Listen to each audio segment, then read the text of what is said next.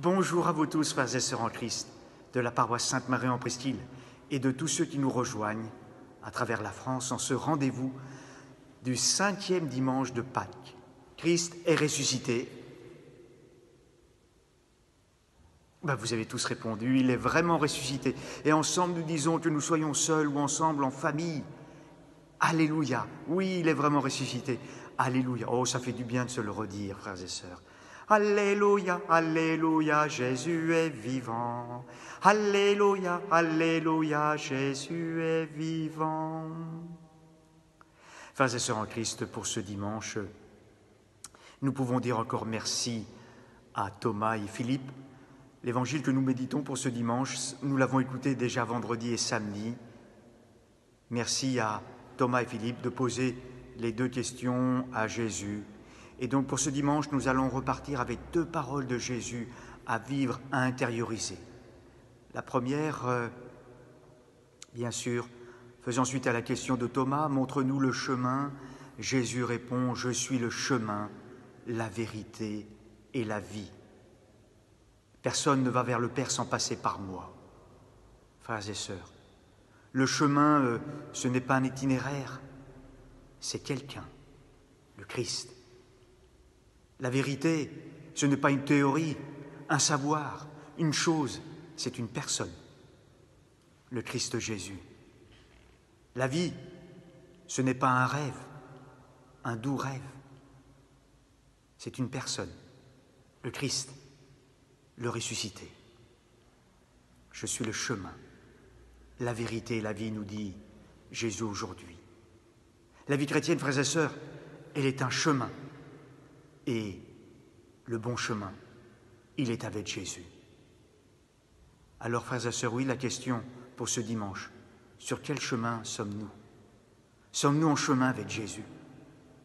Car Jésus, oui, frères et sœurs, c'est notre GPS.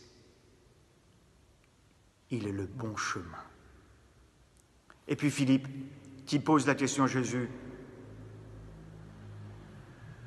montre-nous le Père. Et la réponse de Jésus, celui qui m'a vu, a vu le Père. Le Nouveau Testament, frères et sœurs, met fin à l'invisibilité de Dieu. Dieu se laisse voir, Dieu se laisse connaître, Dieu se laisse approcher par Jésus. Celui qui m'a vu, a vu le Père. Par Jésus, nous voyons le visage du Père. Par Jésus, nous apprenons à connaître le Père. Jésus, le transcendant, le Saint, nous conduit vers le Père. Jésus est le chemin qui nous conduit vers le Père. Alors oui, frères et sœurs, contemplons Jésus qui est le chemin qui nous conduit vers Dieu notre Père. Et pour terminer, frères et sœurs, nous recevons deux missions de pierre. Vous êtes les pierres vivantes. Oh, c'est magnifique cette parole de Saint Pierre. Toute la grâce qu'il a reçue de Jésus. Simon-Pierre, que Jésus lui dit « Tu es Pierre maintenant ?» Eh bien, Pierre nous fait partager sa grâce. Il nous fait partager son expérience spirituelle et nous fait entrer dans la grâce qu'il a reçue de Jésus. Il nous dit, soyez les pierres vivantes, soyez les cailloux vivants, comme s'il changeait notre nom en ce dimanche. Première mission, d'être donc des pierres vivantes pour participer à la construction de l'Église qui a comme pierre angulaire le Christ, le chemin, la vérité et la vie. Et enfin, deuxième mission pour nous, frères et sœurs. Cette deuxième mission, la voici, frères et sœurs. Vous êtes donc chargés d'annoncer les merveilles de celui qui vous a appelé à passer des ténèbres à la lumière, de celui qui vous a appelé des ténèbres à la lumière. Vous êtes chargés d'annoncer.